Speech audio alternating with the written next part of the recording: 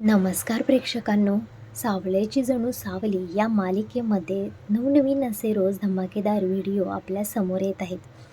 आपण आता पाहतो की ऐश्वर्या ही सावलीच्या डोक्यामध्ये काठी घालणार तोपर्यंतच तिथे दोन चोर आलेले असतात आणि त्यातील एक चोर हा ऐश्वर्याच्या डोक्यामध्ये दगड घालतो आणि दुसरा चोर तिच्या तोंडाला बेशुद्ध पडण्यासाठी औषध लावलेला रुमाल तिच्या तोंडावरती ठेवतो आणि त्यामुळे ऐश्वर्या ही बेशुद्ध होते. आणि त्यानंतर सावली मात्र भीते आणि विचारू लागते, कोण आहात तुम्ही? मी थांबा पोलिसांना बोलवते म्हणून. त्यानंतर चोर भीतात आणि तिला म्हणतात, हे बघा बाई, तुम्ही पोलिसांना वगैरे बोलवू नका म्हणून. आणि सावली त्यांचं काहीही ऐकत नाही. ती तिथून पळून जाण्याचा प्रयत्न करत असते. दुसरा चोर असतो तो तिच्या तोंडावरती रुमाल लावायला निघतो आणि त्यानंतर सावली खाली वागते तर तो रुमाल आहे तो दुसऱ्याच त्यांच्या एका चोराच्या तोंडाला लागतो आणि तो चोर बेशुद्ध होऊन खाली पडतो. त्यानंतर तो माणूस असतो पहिलावाला चोर म्हणतो, हे बघा ताई, मला माफ करा. आम्ही या घरामध्ये चोरीच्या उद्देशानंच शिरलो होतो. आम्ही चोर आहोत, पण मुळात आम्ही चोर नाही आहे म्हणून. तर सावली म्हणते, मला काहीच कळत नाही, तुम्ही काय बोलत आहात ते. त्यानंतर तो चोर सांगतो की हे बघा ताई, आम्ही चोर वगैरे आहोत, पण आमची मजबुरी होती म्हणून आम्ही या घरात चोरी करण्यासाठी आलो आहे. पण ही जी बाई आहे ना, हिच्यापासून आम्ही तुम्हाला वाचवलेलं आहे. आम्ही हिच्यावरती पाळत ठेवत होतो. ही बाईने तुमच्या डोक्यामध्ये झुरळ टाकलं होतं आणि तुम्हाला पाडायचा प्लॅनसुद्धा हिचा होता. पण आम्ही दोघांनी तो प्लॅन सगळा तिचा फिसकटला आहे. आता पण बघा, तिच्या हातामध्ये काठी आहे आणि ती तुम्हाला मारणार होती आणि म्हणूनच आम्ही तिच्या डोक्यामध्ये दगड घातला आहे. आणि सावली बघते तर खरंच ऐश्वर्याच्या हातामध्ये काठी असते. मग सावलीला त्यांचं म्हणणं पटतं आणि ती विचारत असते, मग तुम्ही इथं काय करत आहात? तर तेव्हा ते चोर सांगतात की माझी मजबुरी आहे. माझ्या बहिणीचं लग्न होणार होतं, पण त्यामुळे तिचा ॲक्सिडेंट झाला आणि ती आता हॉस्पिटलमध्ये आहे. तिचं खूप मोठं ऑपरेशन आहे आणि लग्नसुद्धा. त्यामुळे आम्ही कितीही मेहनत केली तरी आमच्याकडे एवढा पैसा येऊ शकत नाही की तिचं आम्ही ऑपरेशन करेल एवढं. म्हणून आम्हाला आमच्याकडे पर्याय नाही राहिला, म्हणून आम्ही दोघं भाऊ आम्ही चोरीचा मार्ग स्वीकारला आहे. मुळात म्हणजे आम्हाला चोरी वगैरे काही करायचं नाही आहे. त्यानंतर सावली म्हणते, पण हे चोरी करणं वगैरे काही चांगलं नसतं. आणि त्यात म्हणतात की ही ऐश्वर्या, हिला काही होणार तर नाही ना? तेव्हा तो चोर म्हणतो, नाही नाही, ही एका तासामध्ये शुद्धीत येऊन जाईल. आम्ही सगळं जे काही चोरी करण्याचं प्लॅनिंग असतं ते आम्ही गुगलवरती सर्च करून मगच इथे आलेलो आहोत म्हणून. आणि त्यानंतर सावली आणि ते दोघं ऐश्वर्याला तिच्या रूममध्ये घेऊन जात असतात आणि सावली त्याला समजून सांगत असते, ते काहीही असू देत, पण चोरी करणं हे पाप आहे. असं कुठेही तुम्ही चोरी नाही केली पाहिजे. तुम्ही कष्टाने पैसे कमवले पाहिजेत. कष्टाच्याच पैशामध्ये यश असतं आणि तुम्ही स्वतः मेहनत करून स्वतः सगळा खर्च भागवला पाहिजे. हे चोरी वगैरे करणं हे महापाप आहे. त्यानंतर तो चोर म्हणतो, हो मॅडम, आम्ही कष्टानेच पैसे कमवून खात होतो. पण यावेळेस आमच्याकडे नाईलाज होता, कारण माझी बहीण हॉस्पिटलमध्ये आहे आणि आता एवढे पैसे कुठून आणणार? आमच्याकडे पर्याय नव्हता, म्हणून आम्ही हा मार्ग स्वीकारला आहे. त्यानंतर ते दोघे किचनमध्ये जातात. तर त्या त्या तेवढ्या तिथे तिलोत्तमा ही जोरजोरात सावलीला आवाज द्यायला लागते. म्हणते, नको तेव्हा तर इथे येऊन बसलेली असते माझे पाय दाबत, आणि आता माझ्या गोळ्यांची वेळ झाली तर ही पोरगी कुठे जाऊन बसली आहे.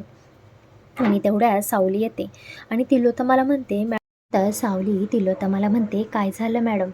तर तिलोत्तमा म्हणते, अगं माझ्या गोळ्यांची वेळ झालेली आहे आणि कुठे बसली होतीस तू म्हणून. तर सावली म्हणते, बोला ना तिलोत्तमा मॅडम, काय हवं आहे का तुम्हाला? तेव्हा तिलोत्तमा म्हणते, अगं माझ्या गोळ्यांची वेळ झाली होती आणि कुठे बसली होतीस तू? तेव्हा सावली म्हणते, मी खाली होते हॉलमध्ये. तेव्हा तिलोत्तमाला ती गोळ्या देते आणि सांगते, सारंग सरांचा फोन आला होता आणि ते तुमच्याबद्दल विचारत देखील होते आणि ते लवकरच घरी येत आहेत. तेव्हा ऐश्वर्या खाली मान म्हणते आणि म्हणते, हो माहीत आहे मला. इथेच बसली होतीस तेव्हाच फोन आला होता ना त्याचा. त्यानंतर मात्र ऐश्वर्याला ती गोळ्या देते आणि तिचे पाय दाबून देते आणि त्यानंतर सांगते की मी किचनमध्ये आहे, तुम्हाला काही हवं असेल तर मला आवाज द्या म्हणून तुम्ही आता आराम करा. आणि सावली तेवढं बोलून किचनमध्ये गेलेली असते. तर तो एक चोर आहे तो दुसऱ्या चोराला उठवायचा प्रयत्न करत असतो आणि तो दुसरा चोर उठतो आणि खूप भिलेला असतो की सावलीला समोर बघून. तर तो पहिलावाला चोर सांगतो की अरे भिवू नकोस, ह्या ताईला मी आपल्याबद्दल सगळं काही सांगितलेलं आहे आणि ती ताईसुद्धा आपल्याला पोलिसांच्याकडे देणार नाही आहे म्हणून. आणि त्यानंतर मात्र ते दोघेही तिचे खूप आभार मानतात. पण सावली त्यांना समजून सांगत असते, की "हे बघा, तुम्ही जी काही चोरीचा प्लॅन केलेला आहे ना, तो सगळा तुमचा चुकीचा आहे. अशी चोरी करणं म्हणजे महापाप असतं. तुम्ही आत्ताच्या आत्ता माझी माफी मागू नका, तर विठुरायाची माफी मागा. जावा त्यांच्यापुढे उठाबशा काढा" म्हणून. आणि ते 2 चोर असतात ते विठ्ठलाच्या मूर्तीच्या पुढे जातात आणि त्यांची कान धरून माफी मागतात आणि उठक-बैठक काढत असतात. त्यानंतर सावली म्हणते, "हे बघा, माझ्याकडे तर तुमच्यासाठी देण्यासाठी खरंच काही नाही आहे. पण 1 मिनिट थांबा." आणि ती बेडरूममध्ये जाते आणि तिथून एक साडी घेऊन बाहेर येते. आणि त्यानंतर ती आपल्या बेडरूममधून तिची एक नवीनवाली साडी आणून त्यांच्या हातात देते आणि म्हणते, "हे बघा, माझ्याकडे तर तुमच्या बहिणी मदत करण्यासाठी काही नाही आहे. पण ही एक साडी आहे, तिच्या लग्नामध्ये तिला नक्की उपयोगी येईल." आणि ती एक साडी जी आहे ती चोरांना देत असते आणि चोरांना म्हणते, "हे बघा, चुकूनसुद्धा परत असलं काम करू नका. कारण जर तुमच्या बहिणीला समजलं की तिच्या ऑपरेशनसाठी आणि लग्नासाठी तुम्ही चोरून पैसे आणलेत आणि उद्या तुम्हाला पोलिसांनी अटक वगैरे केली, तर तुमच्या बहिणीला काय वाटणार आहे? ती जिंदगीभर हे विसरू शकणार नाही." आणि त्यानंतर चोरांनासुद्धा तिचं म्हणणं पटतं आणि म्हणतात, की "हो, आम्ही तर हा विचार केलाच नव्हता.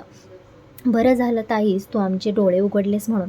आणि त्यानंतर सावली त्या दोघांना बाहेर जाण्यासाठी मदत करत असते आणि त्यानंतर ऐश्वर्याला जाग येते आणि ऐश्वर्या तिच्या रूममध्ये असते. तिला काहीच आठवत नाही.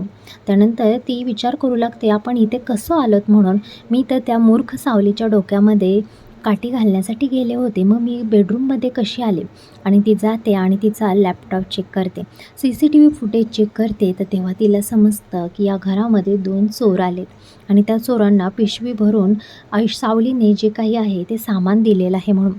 आणि त्यानंतर ती डायरेक्ट हॉलमध्ये जाते. हॉलमध्ये तोपर्यंत घरातले सगळे आलेले असतात. आल्यानंतर सावली म्हणते, की "मी तुम्हा सगळ्यांसाठी जेवण वाढते." त्यानंतर ऐश्वर्या म्हणते, "जेवण वगैरे काही वाढायची गरज नाही आहे." त्यानंतर सारंग म्हणतो, "काय झालं वहिनी, तू असं एवढं चिडून का बोलत आहेस?" म्हणून. त्यानंतर ऐश्वर्या म्हणते, "मी आपल्या फॅमिली ग्रुपवरती तुम्हाला सगळ्यांना व्हिडिओ फुटेज पाठवला आहे. तो एकदा बघा तुम्ही. म्हणजे तुम्हाला कळेल की ही मुलगीचं खरं रूप काय आहे ते. आपण सगळे घराच्या बाहेर होतो. याचा फायदा उचलून हिने 2 चोर घरामध्ये बोलवले होते आणि घरातील किमती वस्तू पिशवीत भरून त्यांना दिल्या होत्या आणि ह्या 2 वस्तू मला आपल्या घरामध्ये सापडल्या आहेत." तेव्हा ती दगड आणि औषधाची बॉटल तिथं उचलून टेबलवरती ठेवत असते आणि त्यानंतर सोहम म्हणतो, हसून म्हणतो, "अगं वहिनी, तुला हमेशा सावली वहिनीवरती काही ना काही आरोप लावायला तुला कारणच भेटत असतात का गं? आणि नंतर असं तर सिद्ध तर काहीच होत नाही म्हणून." त्यानंतर राजकुमार म्हणतो, "अरे, ती काय वेडी आहे का? असं नाही ते सांगायला. तुला दिसत नाही का? पुराव्यासहित सांगत आहे. जरा मोबाईल उघड आणि व्हिडिओ बघ, म्हणजे तुला समजेल म्हणून की काय खरं आहे आणि काय खोटं आहे ते." आणि राजकुमार आहे तो सावलीला हातवारे करून टाळी वाजवतो आणि म्हणतो, "ए ए पोरी, बोल ना. सावली बोल, काय झालं तू? काय करत होतीस तू या चोरांसोबत?" तेव्हा सावली गप्प असते आणि खाली मान घातलेली असते.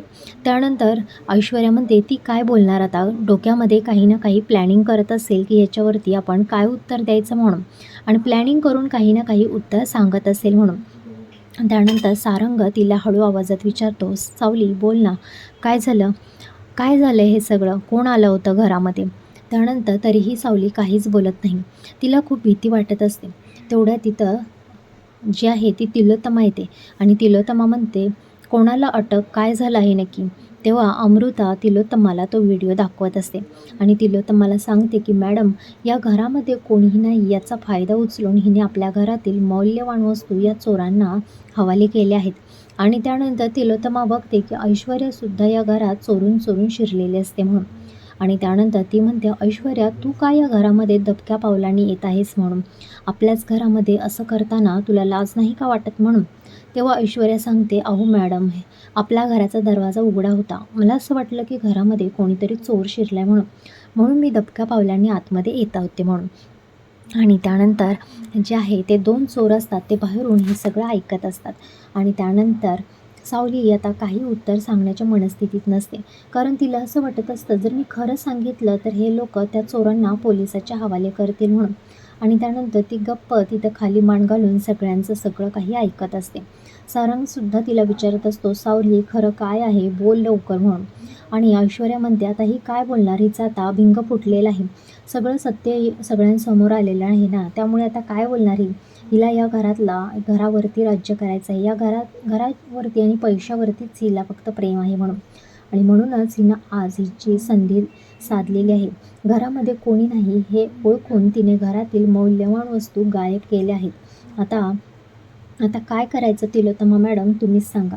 आणि त्यानंतर ते चोर आतमध्ये येतात आणि सगळ्यांना सांगू लागतात की माफ करा, तुम्ही जे फुटेजमध्ये बघत आहात ते 2 चोर आम्हीच आहोत आणि आम्हीच या घरामध्ये चोरी करण्याच्या उद्देशानं आलो आहोत. पण मी तुम्हाला खरं सांगू का, की या सावलीताईंनी आमचे खरंच डोळे उघडले आहेत.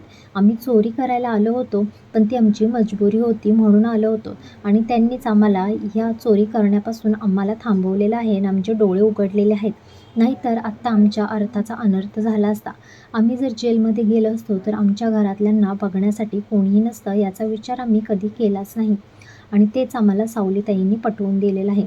आणि त्यानंतर घरातल्यांना ते सांगत असतात की ही जी बाई आहे ना, ही पांढरी पाल, तिनेच हे सगळं घडवून आणलेलं आहे.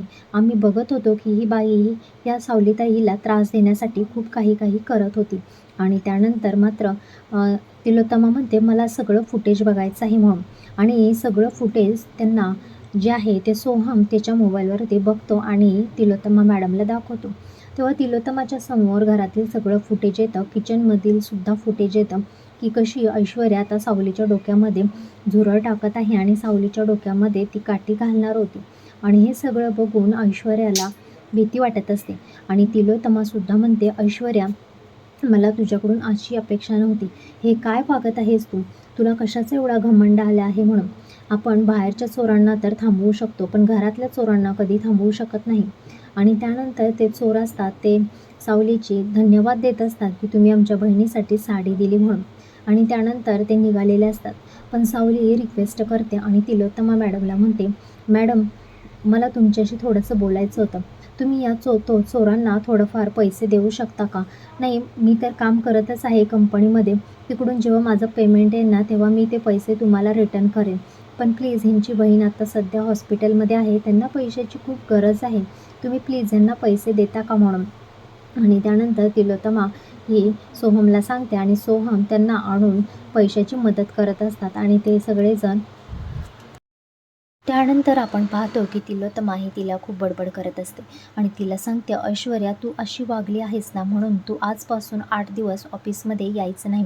ऑफिसमधल्या कोणत्याही कामामध्ये तू दखलंदाजी करायचं नाहीस आणि त्यावरती तू सहीसुद्धा द्यायची नाहीस. कोणत्याच डॉक्युमेंटवरती आजपासून तुझी सही 8 दिवस होणार नाही म्हणून. आणि त्यानंतर ऐश्वर्याला मात्र तिचा खूप राग येत असतो आणि तिलोत्तमा सांगते की मला इथून पुढे अशा चुका झाल्या नाहीत पाहिजेत. कोणाच्या जीवावरती उठेल असं या घरामध्ये तुम्ही जर करत असाल तर या घरामध्ये त्या व्यक्तीला जागा नाही म्हणून. आणि त्यानंतर ती तिथून निघून जाते. इकडे मात्र सारंग जो आहे तो ऐश्वर्याला विचारत असतो, का केलंस असं तू ऐश्वर्या वहिनी सावलीबद्दल? काय बिघडवलं आहे सावलीनं तुझं? तू प्रत्येक वेळी सावलीच्या मागे हात धुवून लागलेली असतेस म्हणून. तेव्हा ऐश्वर्या चिडते आणि जोरजोरात ओरडत असते, मला ही मूर्ख मुलगी या घरामध्ये नको आहे आणि मी या घरामध्ये हिला मेंबरसुद्धा मी मानत नाही. आणि या मूर्ख मुलीमुळे या घरामध्ये ती आल्यापासून माझा संताप होत आहे. आणि त्यानंतर मात्र जो आहे तो नील आहे तो ऐश्वर्याच्या कानाखाली मारत असतो आणि हे बघून सगळेच घरातले भीतात आणि आश्चर्यचकित होत असतात.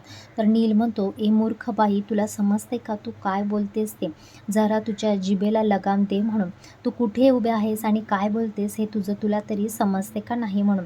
जशी सावली या घरची सून आहे तशी तू पण आहेस म्हणून.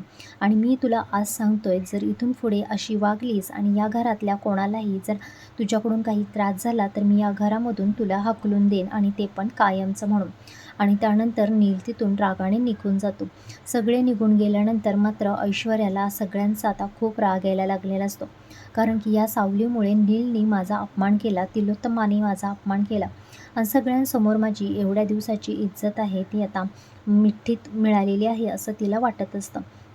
आणि आपण इकडे बघतो की सकाळी उठल्यानंतर तिलोत्तमा ही देवापुढे असते आणि आज दर्श अमावस्या म्हणून देवाची पूजा करत असते आणि सगळेजण तिथे आलेले असतात.